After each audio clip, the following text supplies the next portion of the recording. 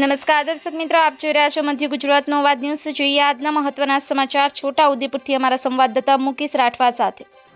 છોટાઉદેપુર જિલ્લામાં આવેલ બાડવો ગામે ગઈકાલે રાત્રે જુવાનિયા ઈદનો તહેવાર તરીકે ઉજવાયો।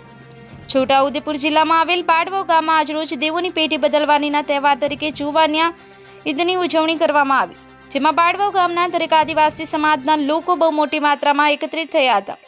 જેમાં આદિવાસી સમાજના રિવાજ મુજબ લાલ પાઘડી અને લીલા કલરના શર્ટ પહેરેલ અને બહેનો લાલ કલરના પોશાકમાં સજ્જ થઈ અને આદિવાસી ટીમલીના તાલે નૃત્ય કરતા નજરે પડ્યા હતા।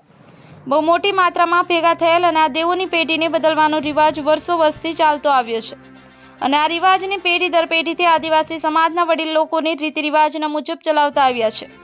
દેવો બદલવાની પૂજા વિધિમાં આજે આ ઉત્સવમાં આદિવાસી લોકો મન મૂકી અને ગીતો તથા નૃત્યો કરી હર્ષો ઉલ્લાસથી ઉત્સવની પૂર્ણાવતિ કરે।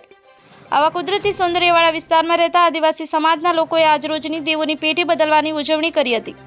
આ ગામમાં આજરોજ ગામના આદિવાસીઓ ભેગા થઈ સરસ આયોજન કરેલ, જે વર્ષોથી ચાલી આવતી પરંપરા મુજબ આદિવાસી સમાજના વડીલોની હાજરીમાં આ તહેવારની ઉજવણી કરવામાં આવે છે। છેલ્લા કેટલાય વર્ષોથી આ રીત રિવાજની પરંપરા ચાલતી આવી છે। આદિવાસીઓ આ તહેવારને પણ મોટો તહેવાર માની ઉત્સવ ઉજવતા હોય છે। બ્યુરો રિપોર્ટ, મધ્ય ગુજરાતનો અવાજ ન્યૂઝ, રમેશ સત્યની સાથે।